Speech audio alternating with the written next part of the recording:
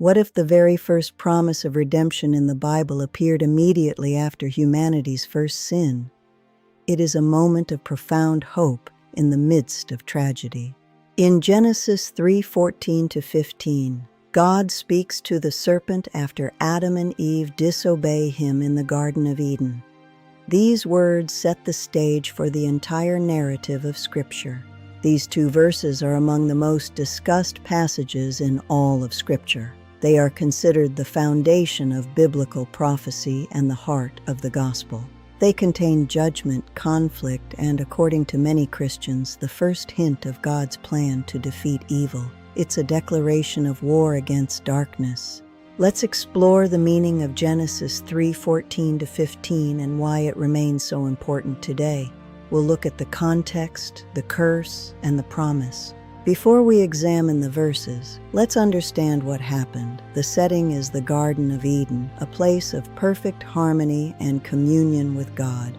God had created Adam and Eve and placed them in this paradise. They were given authority and purpose, living in a world without pain or shadow.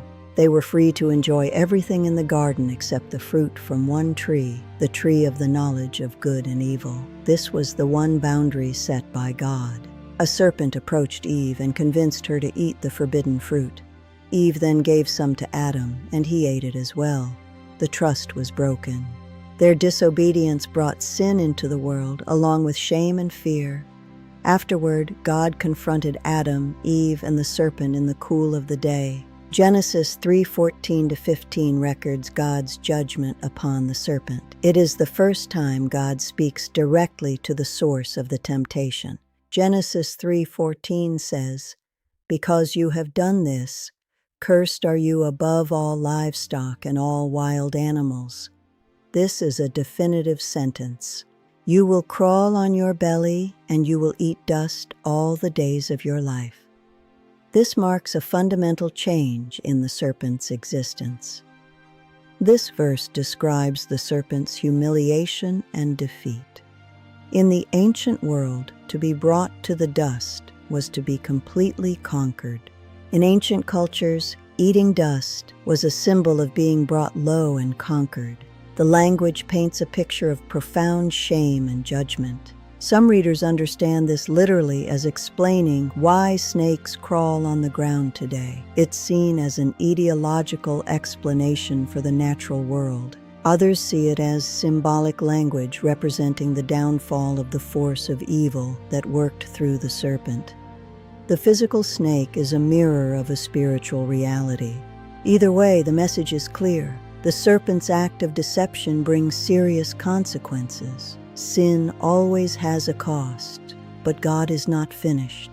Then comes one of the most significant verses in the entire Bible. It's often called the turning point of history. God says, "And I will put enmity between you and the woman, and between your offspring and hers."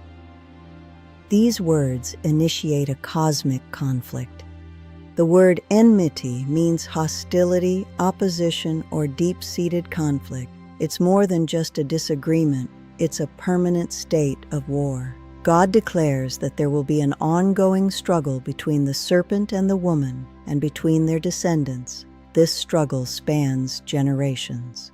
On one level, this can describe the natural hostility between humans and snakes. But as we've seen, the Bible often uses the physical to point to the spiritual. But many believers see a deeper meaning. The serpent becomes a symbol of evil, temptation, and rebellion against God throughout all of time. The conflict described here represents the ongoing battle between good and evil throughout human history. It is a battle for the soul of humanity. The verse continues with a specific prophecy. "He will crush your head, and you will strike his heel." This is the decisive moment. This powerful image describes a battle. The serpent strikes the heel, a painful, wounding strike, but one that is not ultimately fatal. But the offspring of the woman crushes the serpent's head, a decisive and final victory. A head-crushing blow is the end of the enemy. For Christians, this verse is often called the proto-evangelium. which means the first gospel or the first good news ever proclaimed. Many Christians believe this is the Bible's earliest prophecy, pointing directly to Jesus Christ, the ultimate offspring of the woman. According to this interpretation, Jesus would suffer through his crucifixion, symbolized by the serpent striking the heel. It was a real and painful suffering. Yet through his death and resurrection, he would ultimately defeat sin, death, and Satan, symbolized by crushing the serpent's head once and for all. Genesis 3:14-15 begins with a scene of judgment, but at its heart, it contains the most beautiful hope. God provides a way back before the story even begins. In the midst of humanity's first failure, God reveals that evil will not have the final word. His plan for redemption was already in motion. Whether viewed as a prophecy of Christ, a symbol of humanity's struggle against evil, or both, these verses are a beacon of light for all time. They remind us that no matter how dark the situation, darkness is never the end of the story. Victory has been promised from the beginning.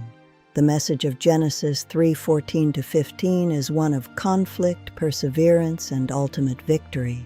It is the story of God's enduring love for us. If you enjoyed this Bible study, don't forget to like, subscribe, and share. Thank you for watching, and follow for more bite-sized Bible wisdom.